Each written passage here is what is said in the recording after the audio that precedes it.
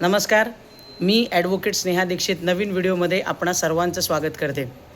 अशा कोणाकोणाच्या आया आहेत, म्हणजे आई आहे जी हे असं म्हणते.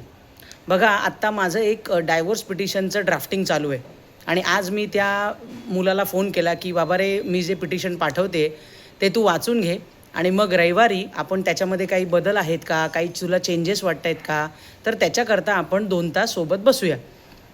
तर हा फोन कॉल जेव्हा चालत होता तेव्हा त्याची आई मध्ये आली आणि म्हणाली, अहो मॅडम मॅडम लवकरात लवकर डिवोर्स करून द्या हां, कारण म्हणे ना मुली येत आहेत, अहो मुलींची स्थळं येत आहेत, तर काय करू मी. तर मी म्हटलं, आत्तापासून मुलांसाठी स्थळं येत आहेत. हो मॅडम, आता काय करणार, येतात तर खरं आहेत, तर लवकरात लवकर जरा बघा, लवकरात लवकर पिटिशन तयार करा, डायव्होर्स करून द्या बघा हां जरा. मी हसले आणि मी म्हटलं की बाबा रे, तू रविवारी ये, आपण छानपैकी बसूया आणि डायव्होर्स पिटिशनचं काय बदल आहेत, काय चेंजेस आहेत ते बघूया. तोही मुलगा काही बोलला नाही, कारण मला कळत होतं की त्याच्या अगदी अंगावर येऊन, खांद्यावर येऊन ती आई असं म्हणत होती.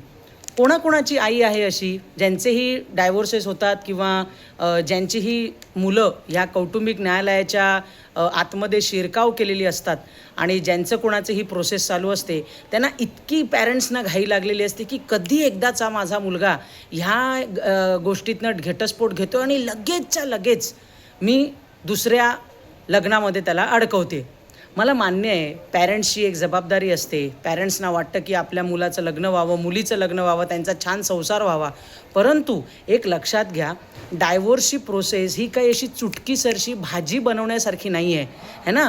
खूप साऱ्या गोष्टी असतात. कधीकधी लॉयर्सनासुद्धा कळत नसतं की अरे असा टर्न आलेला आहे, अरे असा टर्न आलेला आहे. म्हणजे कधीकधी मुली तयार असतात डायव्होर्स द्यायला, परंतु कोर्टामध्ये गेल्यानंतर, प्रात्यक्षिक बघितल्यानंतर, आजूबाजूच्या लोकांनी जेव्हा त्यांचे कान भरतात तेव्हा त्यांची डोकी फिरलेली असतात.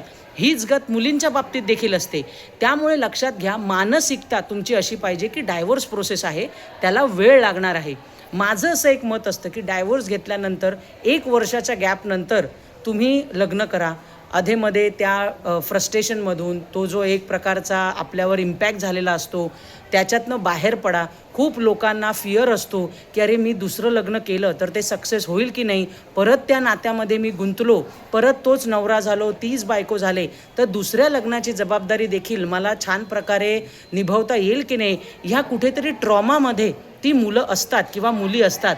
त्यामुळे माझं आज पॅरेंट्सना हे सांगणं आहे की भले तुम्ही कितीही चांगलं बघत असाल आपल्या मुलाचं किंवा मुलीचं सेकंड मॅरेज करता, तरी पण थोडंसं थांबा, त्यांना वेळ द्या आणि पूर्ण मनाची तयारी झाल्यानंतरच तुम्ही त्यांना लग्नाच्या मांडवात परत दुसऱ्यांदा घेऊन जा.